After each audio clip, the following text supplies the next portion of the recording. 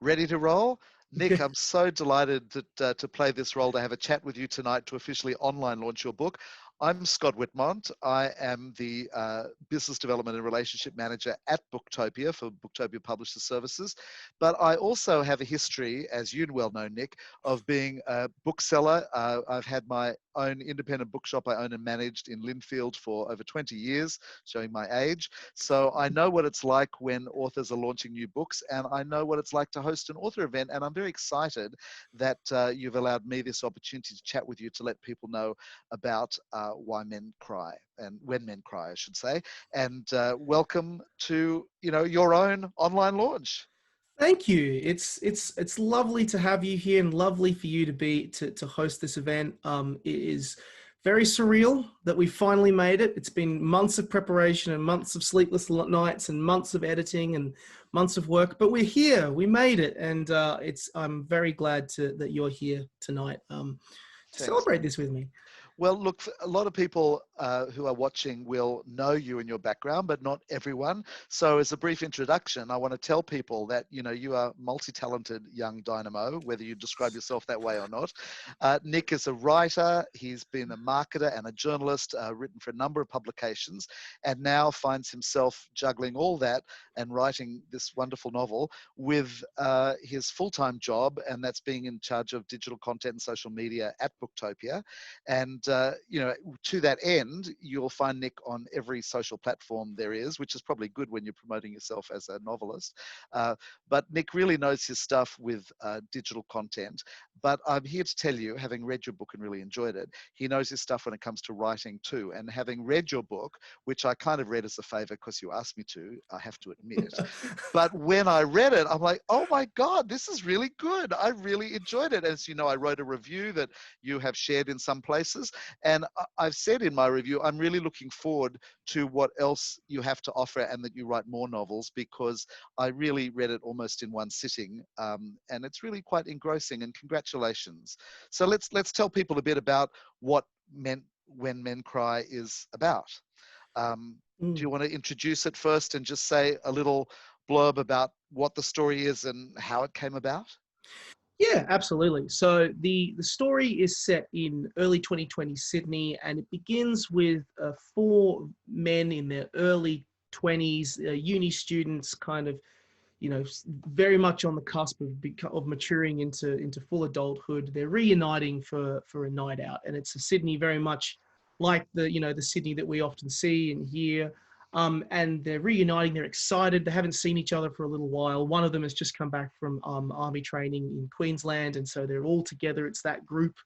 But as this night that they have begins, it becomes clear that one of them is hiding a whole bunch of issues that none of them have seen before, and kind of the inability of the others to address the actual problem that this person is having and experiencing, and simply asking that question of, are you okay, creates essentially ripple effects that extend way beyond the context of their friendship, and creates a lot more damage.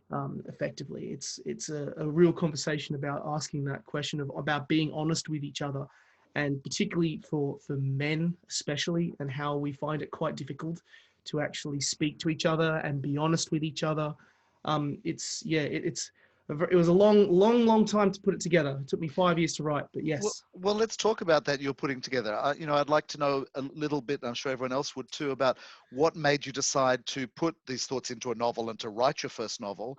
Was there some catalyst experience, or did you just want to write about the issue of men's mental health or mateship, or, you young man yourself going into your career and the rest of your life? Did that prompt you to want to write on that subject? Tell us a bit about the origins of the book and why you decided to write it. Well, I've always wanted to be an author or a journalist. I am very lucky that both my parents were journalists, and my earliest memories of ever as a kid was, hanging around in my dad's office and getting, jumping from newspaper stand to newspaper stand because he works for the Financial Review and he's very high up, and just watching him work and put together a story and do interviews and stuff. So I always found that space really interesting. So I always felt like that this was the direction I wanted to go in.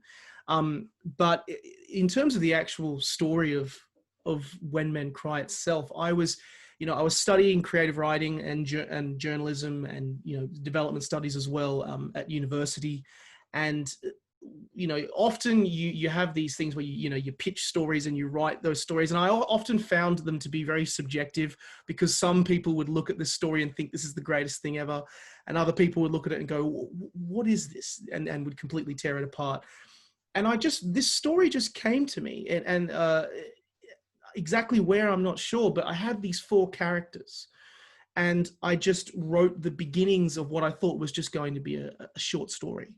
And I presented it to this class, I think it was back in 2015, and everyone unanimously was like, this is amazing.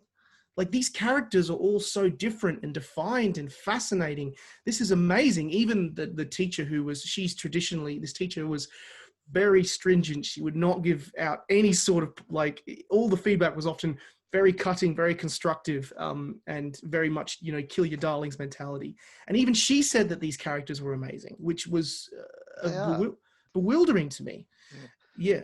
Well, I think what I loved about the characters is that any young guy can relate to them. There's something in each of them that we can all relate to. There's probably a bit of Nick in each of them too. And so let's explore those characters a little bit more. I mean, what they have in common is they've gone from boyhood to young adulthood, and they're now going into real adulthood. They're on the cusp. They're all, they're blokes and they're mates, but they're dealing with those life issues that all young guys do, about searching for their place in the world, their independence, their careers after their studies, first serious relationship. Chris, our main character, first live-in relationship, wondering what he's going to do. He studied town planning. Is he going to get a job in his chosen field? If so, what, in difficult economic times? His relationship with his parents as he's moving out of home, wants to do the right thing by his friends. And then there's Logan, his mate, who is the one who's been in military service, took off uni and went to military service in Queensland's come back. And the incident you spoke about, they're getting together for a drink to welcome Logan back to town, to Sydney. He's got a lot of anger and he's got clearly issues. He's the one with, as we find out through the book, has some mental health issues. Where do they come from? He's got self-doubts, he's got self-esteem issues, he's got anger to do with his expectations of his father and feeling he can't meet them. How many young people have those issues of trying to meet their parents' expectations?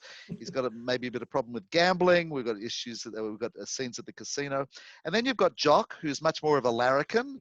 He's a footballer, a bit like you are, I guess. He likes to have fun. He likes to drink, And then there's Noah, who's a bit more of a sensitive soul, who's a bit more of a thinker. And I think there's elements in each of those characters that all young guys could relate to. Do you agree? And is there a little bit of Nick in each of them? Absolutely. I think it's actually a funny thing that whenever any of my friends and I meet and we start talking about the book, the first question that often comes up is, which character am I? Yeah, sure. And then the conversation actually extends into, I think even just friends of mine are saying, oh, I'm a bit like Jock. I'm a bit of a larrikin, or I'm a bit like Chris, or I'm a bit like Noah, or I'm a bit like Logan.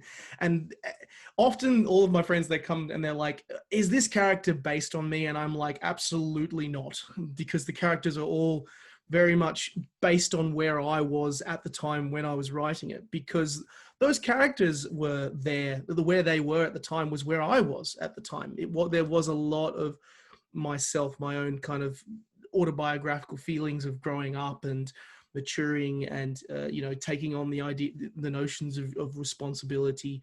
That period of time in my life was, a lot of things happened, a lot of changes happened within friends and family and relationships. Yeah. So it was all of the characters, they come from different parts of me that I know exist and are buried deep inside. But it was one of the most, strangely rewarding things. They were always the compass in terms of the actual writing process. Yeah. Thinking about, in these situations, how would these characters who I've somehow managed to pull from somewhere, how would they each respond in these situations? And it's it surprised me how much people have engaged with them, and how some people relate to other characters more and relate to other characters more. It's fascinating. Well, when I was reading it, I must say I never thought, oh, this one's Nick or that one's Nick.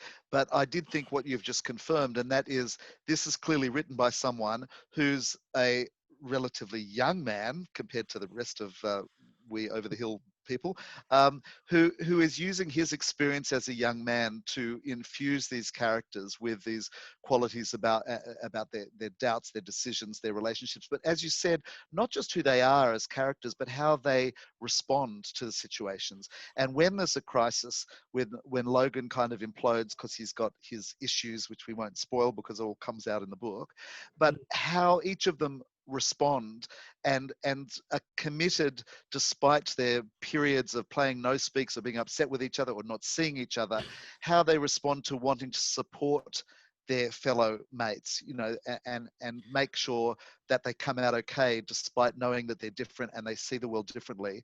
And how do you respond to crisis when you're young and you're still trying to work yourself out? How do you respond to somebody else who's in a worse situation? And that's what kept me gripped, finding out all their responses. And it's not just blokes either, because Chris has got his wonderful girlfriend, Louise, is that her name? Yes, I can't remember. Louise. Yeah, Louise. And she's kind of this anchor of sort of sanity, who's like, brings him back to earth, and it's like, Chris, just chill, and reminds him what's important, which I suppose a lot of more mature women compared to young men do play that role, I suppose. But I liked her as a counterbalance to the mateship of the blokes, to have that female perspective, because she's really a key character also.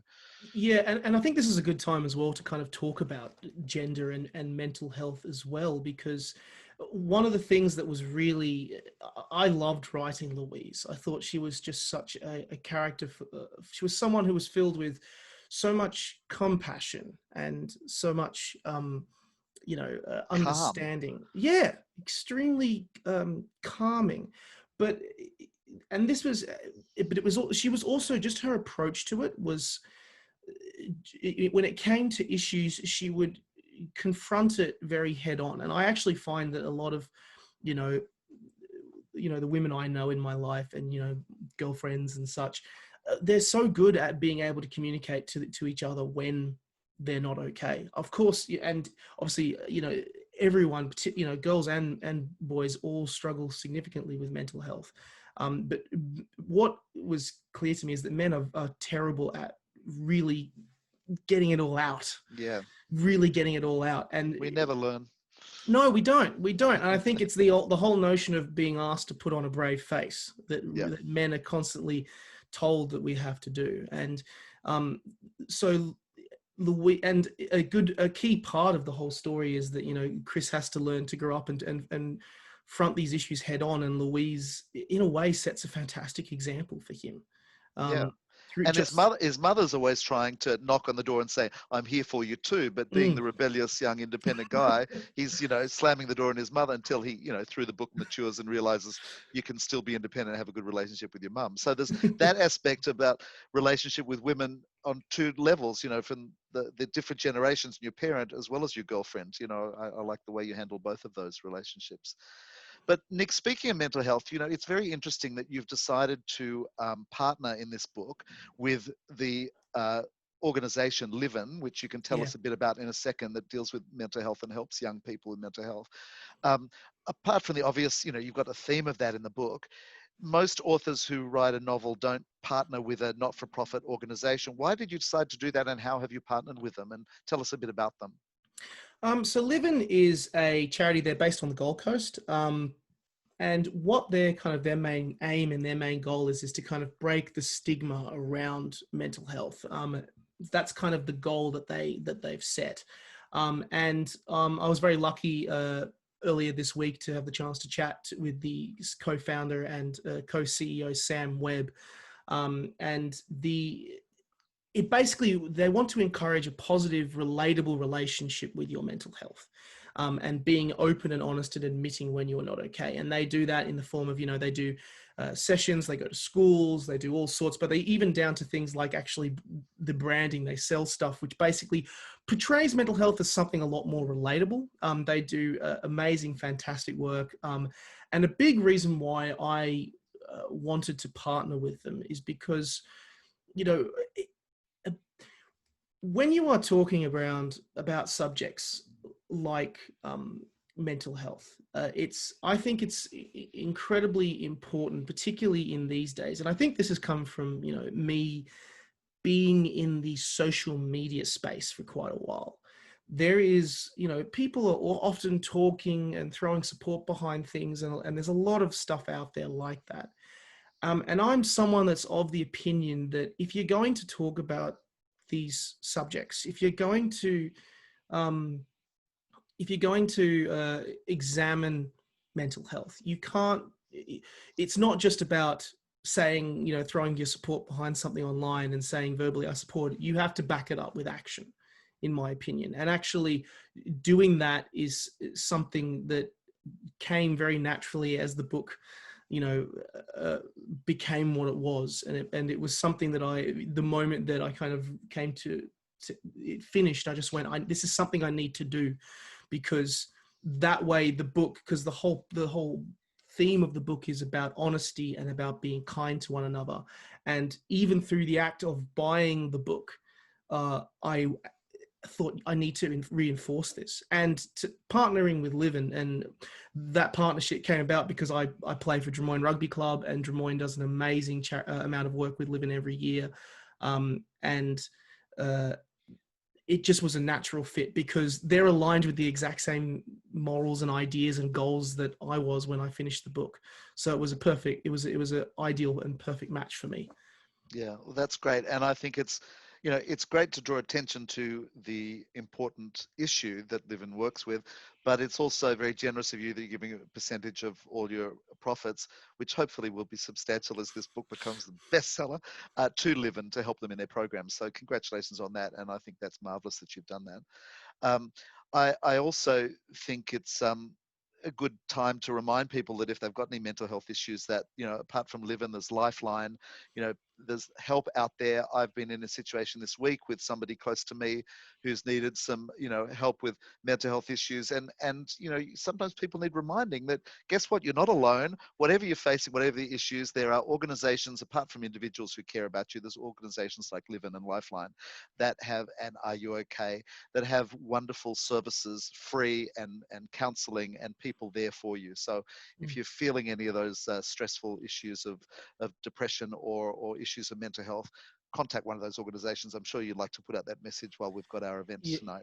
Yes, absolutely. And I do also want to make it clear, and Sam raised it when I also chatted with him, is of course when I wrote this book, I was writing it from my own perspective, and I'm not a, you know, medical healthcare, I'm not a medical mental health professional.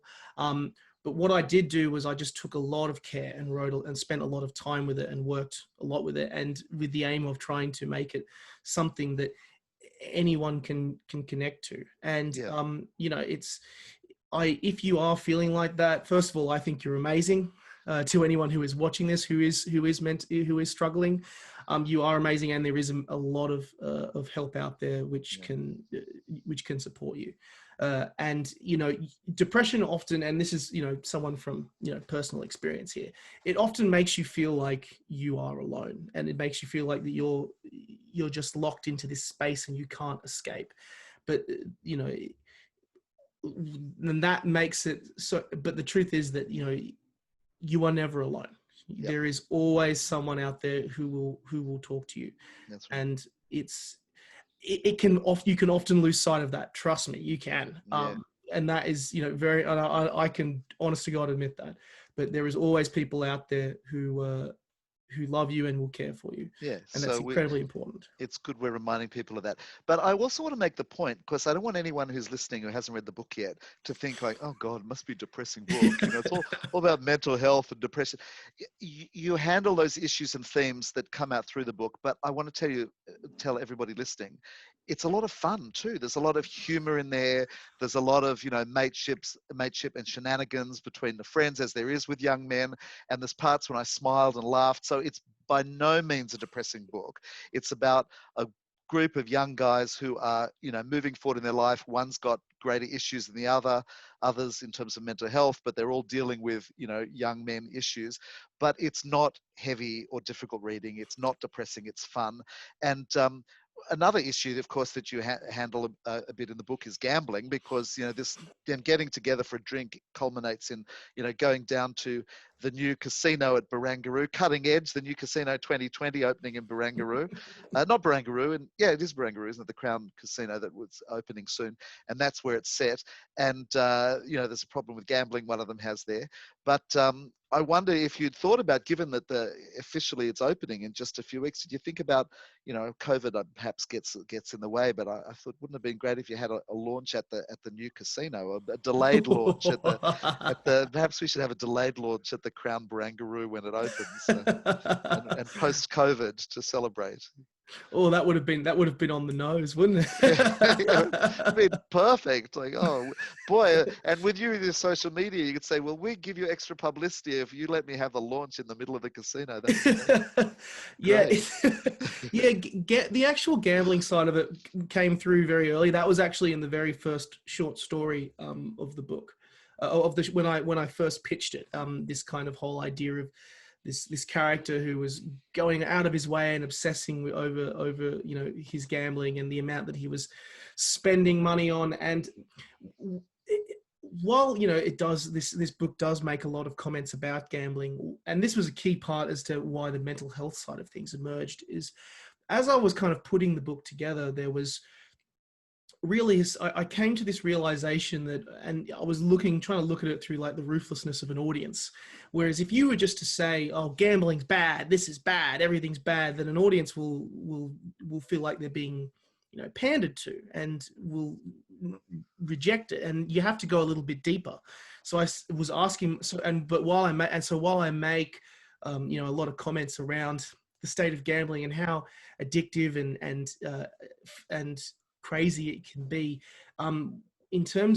from that came this whole notion of mental health, because afterwards I started thinking, well, why do people gravitate towards things like gambling? Yeah. And often it is because of things like escapism. You're dealing with problems and issues in your life, and it's the same reason why you go towards alcohol. It's the same reason why you go towards drugs, if that is your preference. It's another Addiction. drug. It's another addiction. That's right. It's a big factor in that whole aspect of mental health that comes out. So Nick, it's not, I wouldn't call it a thriller. It was gripping, but I got to say, the scene of Jock's birthday party, and his home when the proverbial hits the fan and there's a fight scene that ends up in the denouement and chaos and ultimately resolution. I couldn't put it down. I was like, oh my God, I could just picture myself being at this barbecue and as I said, the proverbial hitting the fan. Congratulations. That scene was like a thriller. I love that. And its aftermath, but it's a great read and I really recommend to everyone. And I wouldn't be a good promoter for you or the book if I didn't remind people that they can order it from Booktopia. They can certainly find online on the Booktopia website, but they also can go to their bricks and mortar bookshop and order it there. If they don't have it, tell your bookseller that they can order it from BPS, Booktopia Publishing Services. It's available to all bookshops as well as, of course, online at Booktopia. And make a great Christmas present too, Nick. It's coming out just in time for Christmas.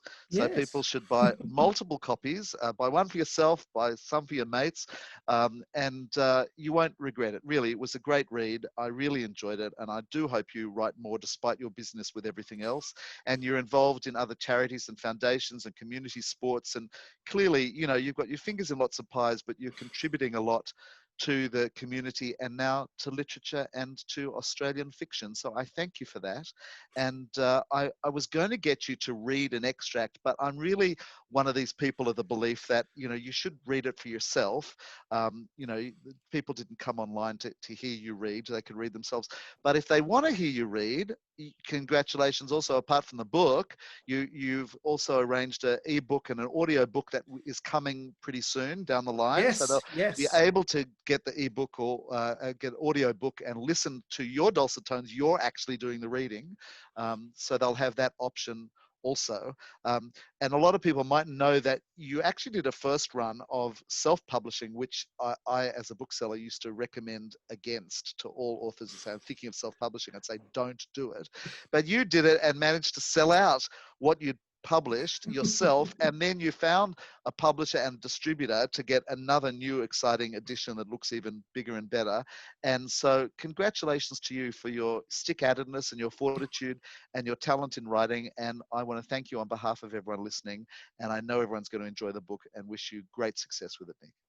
Thank you so much, Scott. It's been lovely chatting to you. It's been lovely talking about the book. It's been a very long journey to get here, going from one edition to another edition, and the journey's of course not over. The ebook is coming and will be available internationally, which will be fantastic when that comes out, and of course the audiobooks. So there's a long way to go, but to have it actually physically out, to have it, and I am so excited to see it in a bookstore. Whenever it was one of the things I had always promised myself when I was 9 or 10. I would say, like, I'd go into a bookstore and be completely lost in this world of books that I was surrounded by. And I'm like, one day I am going to get a book into a bookstore.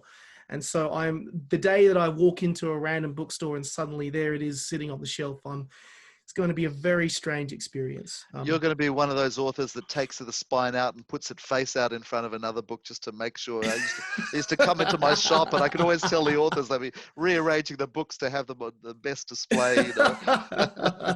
Yeah, I'll admit it. I'll admit it. I will. But yeah, it's been lovely chatting to you, and thank you so much for hosting this event. It's so great to have the chance to talk about this book, and additionally, I hope everyone who is watching grabs a copy, because 10% of my personal earnings are going to live in, and the more I can fundraise, the better. Yeah, and it's great that the ebook or ebook's coming, but I think there's nothing like having a real copy to turn the pages and have it on your shelf afterwards if you've enjoyed it. So I always encourage people to buy the real book. But it's been great, Nick. And in these days of the pandemic, in this age, we're doing all these online events, and everyone's learned about Zoom and how to do online events, which is great. But I do hope as things improve with us in the world, in this crazy world we're living, that we can have a post-launch or a launch of a second edition after you sell out your first of this new edition coming, where we can actually break open some champagne and actually have a face-to-face drink to celebrate it. But in the meantime, so happy that we could do this online, and I'm sure everyone's enjoyed getting the insight into you and the book, and I wish everyone good reading, and remember, it'll be a great gift. Thanks, Nick. Thanks for talking with me. Thanks so much, Scott. It's been a pleasure. Good night.